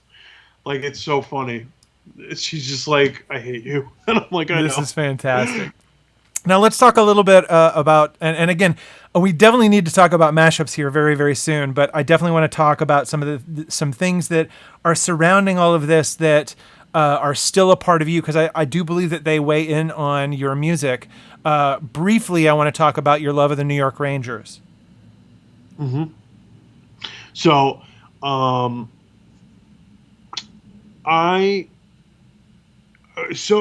fandom is weird. So originally growing up, I was in a Islander household because I had cousins that used to play with the Nyströms and stuff like that. So my cousin Vinny, yeah, the Italians, my cousin Vinny, used to play hockey with Eric Nystrom, which is Bobby Nystrom's son. And, you know, my aunt used to babysit him and stuff like that. Like, we were kind of close. Eric Nystrom was the one who taught me how to stop on ice. Like, it's cool. So, with that, my dad was a Ranger fan. My mother used to, like, pose with the cup and stuff, has posed with the cup in '83. Like, there's pictures of that. So, after they passed away, it was kind of like the connection to my father that I held on to. So one of the things that not survived the fire, but was kind of salvageable was his Ranger jersey. So I kept it. And from then, even though I get shit about it from like my sister and stuff like that, from there, I kind of started following the Rangers hardcore. And, you know, even when I moved to Florida for 6 months, I made sure I got the NHL package so I could watch the Ranger games and stuff like that. Just, when was it? Just a month ago, I ended up helping Brad Richards, who used to be a Ranger. So that was cool. And just like, if I had to choose any sport at any time of the year, it's hockey. And my philosophy of why hockey is not the number one sport in America is because beer is the number one drink at a sports event, and hockey is way too damn fast to follow when you're drunk. Trust me, I've tried. So that's my philosophy on that. That's awesome. But yeah, I love the Rangers. Yeah, we're big Predators fans down here. We've got the Nashville Predators. Oh, Predators are a great team. They're a great team. They definitely had their ups and downs. So I'm going to make a hard 180, and I'm going to ask a little Twitter question that still is relevant to today. Is that your second tweet? You started your Twitter in August 30th of 2017, but your second tweet in August 31st, the next day, your second tweet was promoting Pretzel Crisps. And to this day, your bio proudly claims, followed by Pretzel Crisps. Can you tell me a little bit more about why Pretzel Crisps are a thing? So when I started this whole DJ thing, one of the things I would do is I would grab a bowl of Pretzel Crisps, and I'd be on the computer like this, like, just staring at and eating Pretzel Crisps. So I tried to get them very early on to be my very first sponsor. So that didn't go 100% my way. I would still love them to be a sponsor. So they still have not reached out or sponsored you in any way? We've reached out a couple of times, but not anything cemented. So, but they started following me back. So you at least have that. Well, I'm gonna pause and talk to the camera. Pretzel Crisps, what are you doing? Literally, give this man like a year's supply of Pretzel Crisps each year. It fuels his mashup ability. Give him his goddamn Pretzel Crisps. I'm sending you tweets. Matter of fact, everybody who's watching this right now, whether it's like live or the regular, I need you to go to Twitter. I need you to tweet Pretzel Crisps and say, why are you not sponsoring DJ Cummerbund? Please, guys. We need official sponsorship here. This is very important. All right. Sorry, I'm off my pedestal, but I definitely wanted to fix that because I noticed, again, you've given, that's 3 years worth of love to Pretzel Crisps and probably more before that because it didn't arrive in a vacuum. You've been eating Pretzel Crisps for how long? Years. So look, Pretzel Crisps, get your shit together. Give this man his Pretzel Crisps. Just send him to his house. Send him a DM. Please. He'll give you his address. You're going to make sure his family, he's got 2 children that will grow up eating Pretzel Crisps. Make sure that those mouths are fed. Thank you. This is a Pretzel Crisps household. That's right. That is right. So okay. So we've got the Pretzel Crisps out of the way. We've got the New York Rangers out of the way. We've talked about your love of the Power Rangers. Like the Power Rangers are super important. Are you there? Okay. Sorry, I thought your video was frozen for a second. But what we haven't gotten to is the actual mashups. We talked about it a little bit about you not really being conscious of the mashup stuff. Dude, were you at least familiar with the Jay-Z Linkin Park album? Oh, absolutely. Yeah. Would you say that was your first mashup that you really remember hearing? No, because I remember there was a mashup way before that in the mid 90s, I want to say. Somebody mashed up Don't Stop Believing with something, and I want to say it was with John Bon Jovi. Or was it with Planet Rock? It being a hit at weddings. Was it Planet Rock? And I don't totally remember, but I remember it being a hit at weddings, and I remember being amazed about that. And I remember that being the real first mashup that I've ever seen, heard. But as far as listening to over and over again, and not just at a wedding or something like that, then I would say probably yeah. So when we're talking about your actual output, the first thing that I can find is in 2014, you put out your mix together with Randy. It was Randy the Macho Tank Engine, Thomas the Tank Engine versus DJ Cool and Randy Macho Man Savage, using the acapella from this record. Yep. Well, there it is. Upside down. There it is. There you go. Now, your first couple of mashups were nothing but this acapella. So something about this, like, immediately was like, you know, first of all, what got you into saying, hey, I'm going to do something funny on the internet?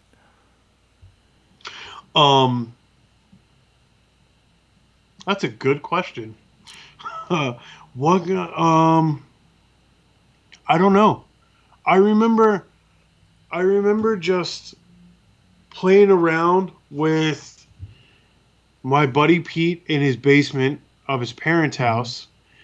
We were talking, and we were talking about Macho Man's rap album.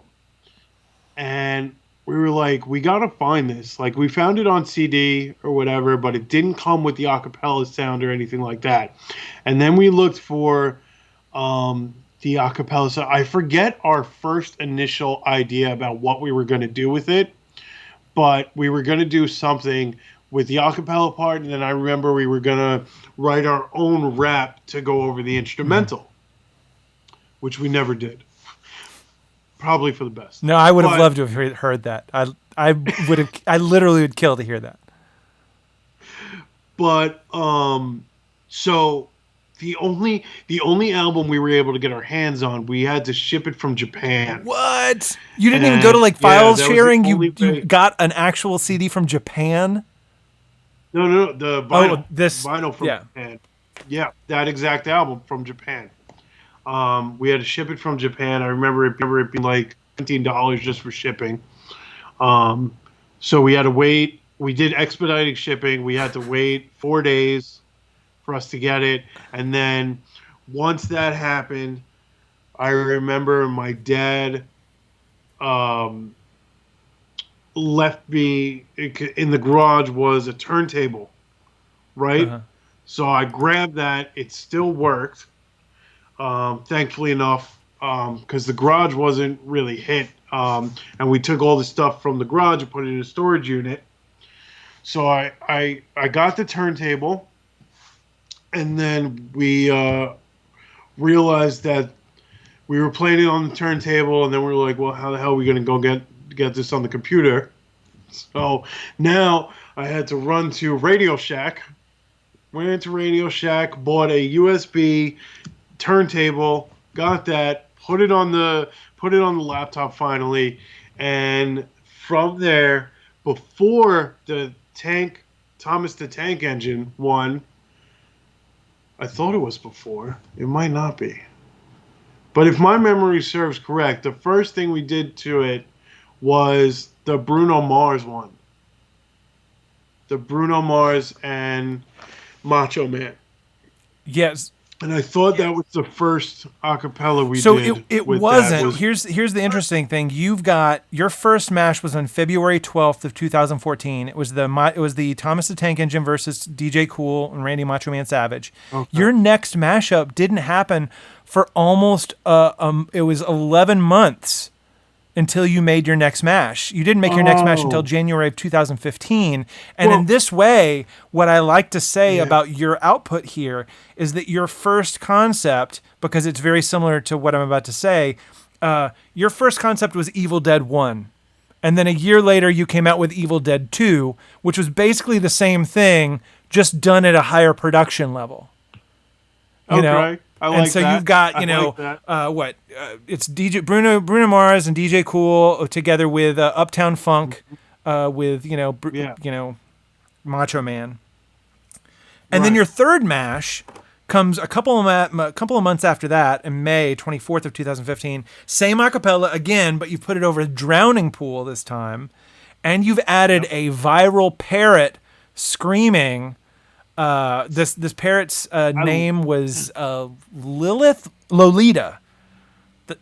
I love that parrot, and I remember Jen wanting to stoned me, wanted to hit me with a rock in my head because I would play that parrot constantly. Because the parrot's going, let the bodies hit the floor. Let the Yeah. bodies hit the floor. Yeah. Oh God, I was dying. I would crack up every time I put that on, and she'd want to hit me in the head with a stone. It was so funny. But okay, so one of the things was I didn't really equate the Thomas the Tank Engine thing to Mashup, which is why I never really counted that as my first one, because it was just kind of the Thomas the Tank theme with the other stuff over it. It's still a mashup. As a matter of fact, that style of mashup now is prominently known as crumple banger, which I'm not sure if you're. Which it's you're using these like off kilter or sometimes out of key. Right. It's really about like hearing something. That there's a here. Let me show you. Their logo is the winky face like this, and that's supposed. Oh, I have seen that. That's supposed to be like I like this, but what's going on? It's like I don't know. So, but yeah, so you were an unintentional crumple banger from the get-go. Right. I guess. I mean, I just remember it being so much fun. I remember releasing the Uptown Funk one, and Uprocks was just starting to come around and everything. And Uprocks releasing an article saying we have the song of the year 5 days in. Because it was just. Now, how did they get a hold of this? Were you trying to distribute or dropping links in different places? Nope. That first one they picked up all by themselves. It wasn't until much later on when I started getting into, all right, let me shoot this way, shoot that way, and see what, who's picking it up or what I can do with it. Yeah. It wasn't for a while. So let's talk a little bit about your evolution here. When you're talking about that Thomas the Tank Engine, it was just kind of this silly thing. Mm-hmm. And then there's a year that passes, and then you decide to, use Bruno Mars. And it's, it's dancey, but then you decide to get into something that's more, I guess, in your lane when you talk about like growing up with classic rock and like metal and stuff, and you add the Drowning Pool. Like, what was the mind thought there? Like, first one you didn't consider a mashup because maybe it was just silly. Then the second attempt you were like, maybe taking it more seriously. Tell me more about this thought process. Well, kind of that's it exactly. It was doing the Bruno Mars stuff, and then all of a sudden seeing it get traction, and before I knew it, it had 100,000 views. And I'm like, there's something here. I don't know exactly what, but there's something here. And so it was from there that I guess I kind of just went to myself, all right, I got to focus somewhere because there's something here.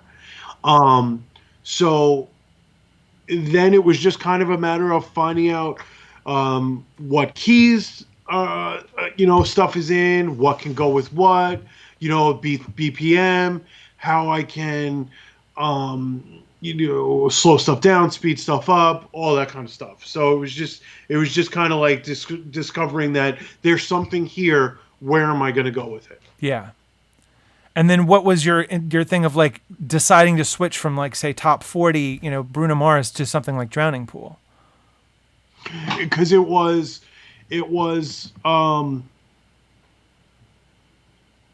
if I remember correctly, my state of thought was kind of like, well, all right, here, this works, and that's kind of how it went for the first few times, and it worked in with the key and everything like that. So that's kind of how I went with it for a little while. It was just like, okay, well, if the keys work and the BPMs match up, let's do this, or if the BPMs are off slightly, but I can manipulate it, let's do this.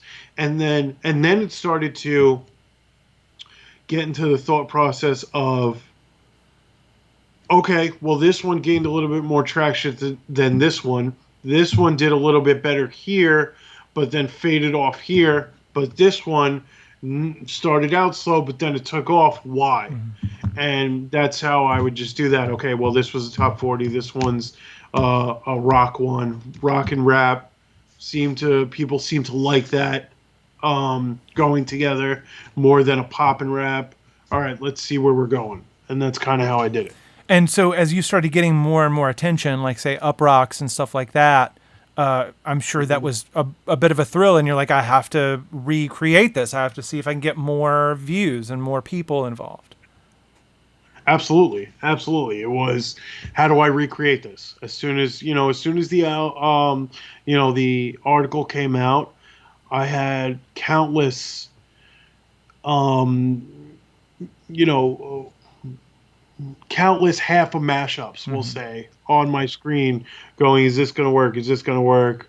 How can I get this to work? All that kind of stuff. It's all about recreating a formula that you didn't even know you had, but you don't know what the variables are to put in the formula. There's a thing that I've been working on as far as a theory of like the waves that mashups have like, come along, the different producers that have spanned this last 20-year period.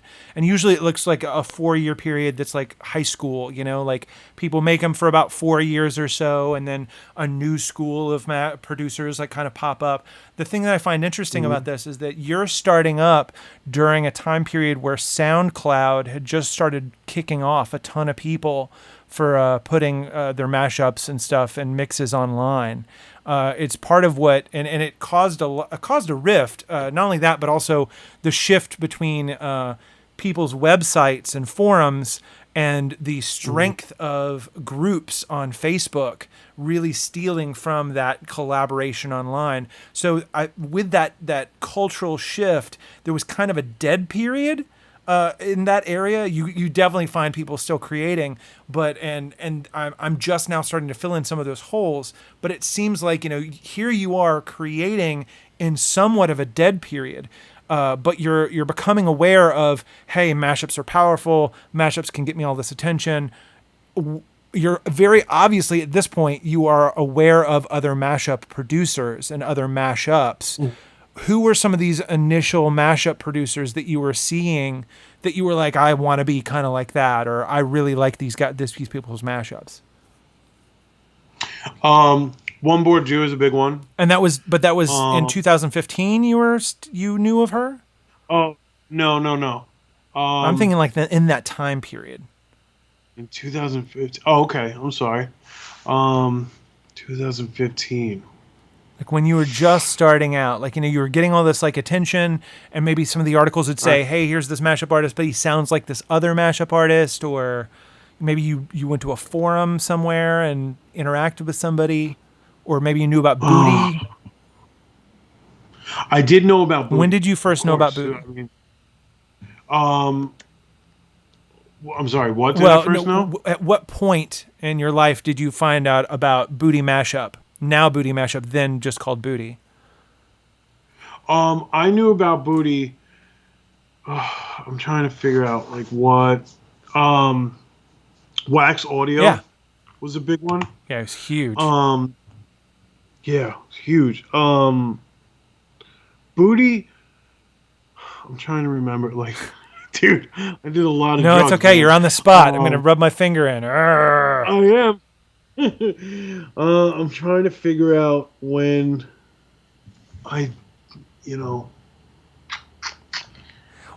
to be honest with you, I don't recall the very first time I heard it. But you're saying in 2015 you did at least know about Booty. Absolutely. Because it wasn't. I remember it wasn't me that discovered them.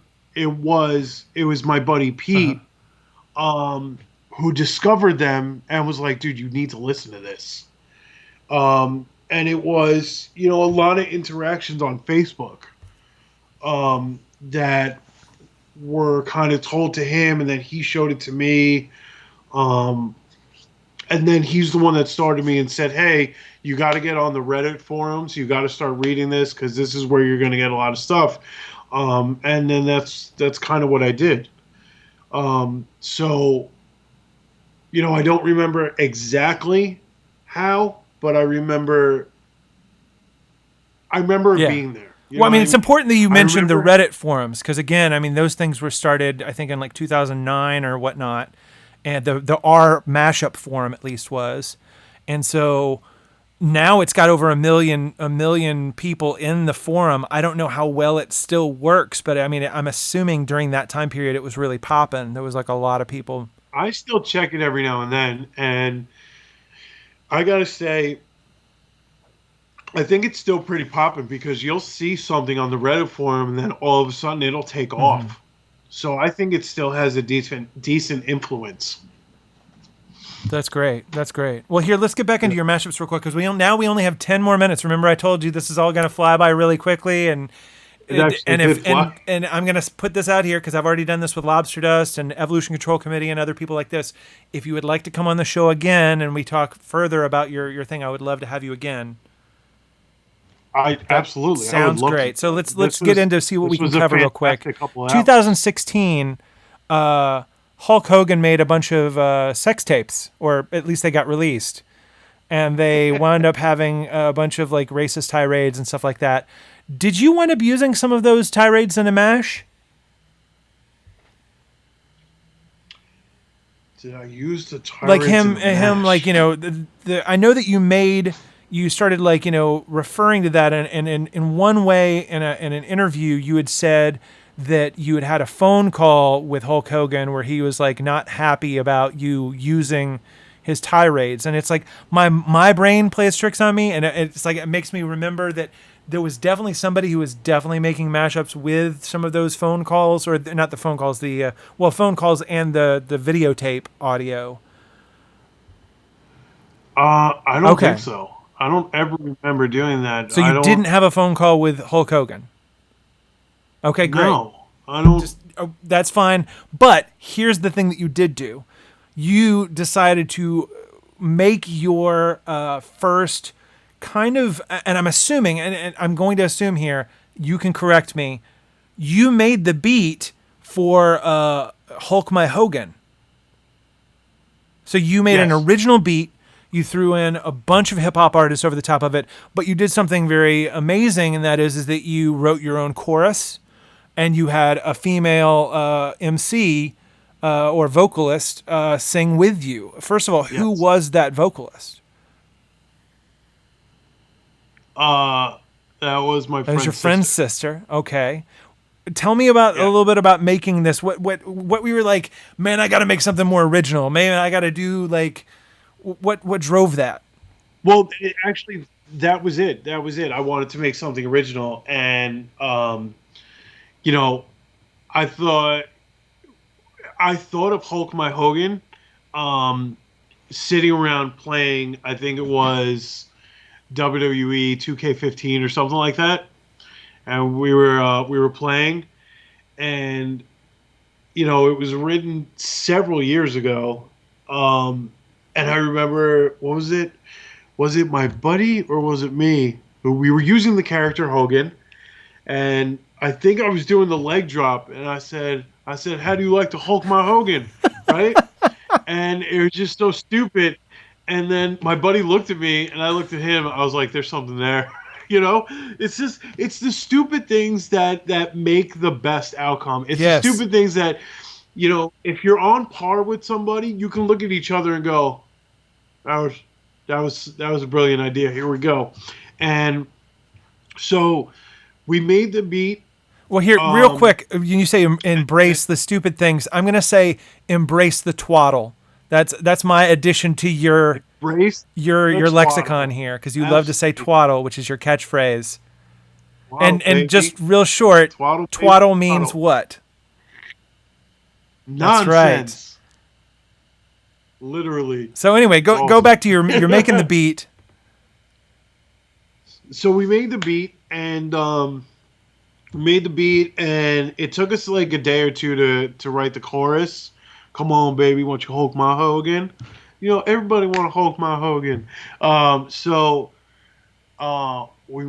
Originally we were going to do a whole rap, and there was going to be several people. My buddy Dan, my buddy Dan was going to get on it. My other buddy Mac was going to get on it, and several people were going to do this, and we were going to have different verses, and it was going to be, annoyingly enough, it was going to be like 6 minutes long, and It's a 7-minute track. It's a 7.5-minute track. Right, but it was just going to be 6 minutes of an original rap. And when we started doing it, halfway through, I was like, this sucks. This isn't going to go anywhere. And we scrapped it. And then we kept the chorus, don't everybody want to Hulk my Hogan? And I went deep as I could. And then, we have her doing the, like kind of shit, like stupid little noises. And then what we did was, it was my tribute to dead rappers. So it's called Hulk My Hogan, the Dead Rappers Remix. Although Busta Rhymes isn't exactly dead, and he's in there.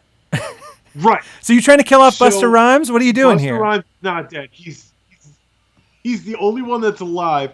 But in order to bypass that, I said, well, he's dead inside. Okay, he doesn't so. Don't start beef with Busta Rhymes. That man is swole. That man is large. He will hurt you. Well, that's what I was just gonna say. I love Busta Rhymes. That's no disrespect at all. That's how I would just bypass it as the Dead Rappers remix. But yeah, I gotta say, he's the one. And if you listen to it, he's the one that kind of finishes it off and gives it a nice zip at the end. And that's why I kept him in there. But yeah, wow, Hulk My Hogan. I haven't talked about Hulk My Hogan in years. It's a great track, and it really, I think, showcases an early example. And that's why I wish, you had some of these early, you would have rapped on some of this early stuff, because it's like I love to see the progression of artists, and especially when somebody goes off to do something amazing, and then you look at like, oh, this is where they started. And like you look at Hulk My Hogan, that beat is solid. You have a ton of attention to detail in that. Like there's a part where like Tupac starts to rap on a specific like melody, and you've added this little under melody like underneath him to like match that. And it really like, it's that kind of detail that you put into your mashups even to this day that really make your stuff, makes your music pop. Specifically from a production standpoint. And a lot of Americans and a lot of people in the world don't understand that producers are musicians too. I mean, using the studio and using the tools to craft sound as a whole is much more, is just as much of an art as picking up a guitar or doing whatever else like that. But again, here you are, you're playing guitar, you're playing bass, you're playing keyboards, you know how to play all these things, you know how to play drums, and throughout all of your mashups, what stands out the most, other than just your mastery of key and knowing how to properly align things, is your knowledge of song structure, your knowledge of what you need to lift a part of a song from the verse to the chorus, or where to put the bridge, or where to drop in that guest rap vocal or whatever else like that. There's so many people in the mashup scene specifically that do these. I'm sure you've heard a million year-end mashes where it's like, let's take 50 top hits and put them all in one thing. And it's great to a certain degree, but it's very much like a blender mashup where it's like, you can see that they're really just trying to piece this together and make it sound like it's one song, where it's like you take a lot of like things that are extreme genre clash, things that just don't seem like they should work at all, and you make it seem so effortless. And it's due to you understand song structure, and you understand key. And did you ever take music theory or anything like that? Where did you get this from? That was all taught to me by my friend's dad. He understands music like nobody. Do you know I've his ever name? met. What was his name? Pete Senior. Okay. Is that Uncle Pete? You sometimes refer to an Uncle Pete eating egg salad in the studio? Okay. Yep, that's him. Peter Phoenix. Yeah. And he just he knows music like nobody I've ever met before. And he's one brilliant man. And that's pretty much He must be super smart to have rubbed off on you, whatever he taught you or whatever you gleaned from him. Because again, You do things so well. Sadly, we're at the end of our interview. It's 2:59. Unfortunately, we do have to go. You've already said that you'll come back, yes? Yeah, because there's so much still we have to talk about. We're literally at the very first tracks of your music, and we haven't even talked about your Webby, or we still haven't even delved into like all of this wrestling down here, because I really want to talk to you more about this love of Macho Man and camp and wrestling. Because one of the things, and I'm going to put this out here the same way that I've called out was it Pretzel Crips, and the same way that I've called out all of your fans to go support your Patreon, even if it's $1. Even if it's $1. Let me tell you something. DJ Cummerbund here has 107,000 subscriptions on YouTube. If every single one of you gave him $1, literally, just give him $1, he would have $100,007. That would allow him to make that wing of his building, that he could make that command center that he wants, and make these beautiful mashups. And then that's all I would do every day, is just make mashups for you guys. I would literally, from dusk to dawn, make a mashup or two a day, hands down, because I wouldn't have to worry about anything else. So that's what I would do. And not to be greedy, but I'll also tell you guys, if you've enjoyed the show, if you've really enjoyed this talk and would like to see more talks like this, please consider sending me $1 or $2 at paypal.me/PDSMix or Venmo at PDSMix. Again, it's right down here on the frame. Cummerbund.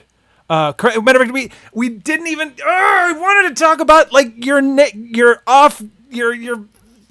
Craigory Morgoon, because you guys might not know his name is Craigory Morgoon, and there's a whole history with that too. So again, tune in, everyone. Next time, I'm not going to announce who the guest is next week, because sometimes I like to keep you all guessing, but we will have Craigory Morgoon, DJ Cummerbund, back on the program. Until then, go follow his YouTube if you haven't. Follow him on Facebook. Do all the things. Click all the buttons. Make sure you send this man $1, and God damn it, send him some Pretzel Crisps. He needs some Pretzel Crisps. Until then, thank you so much. Hang out for just 1 second with me there, Craigory. I'm going to let everybody go. Bye, everybody. See you next Wednesday at 2 p.m. Eastern, 11 a.m. Pacific. This has been Masters of Mash. We're going to raid the Booty Mashup channel for Adriana's Mashup Talk now.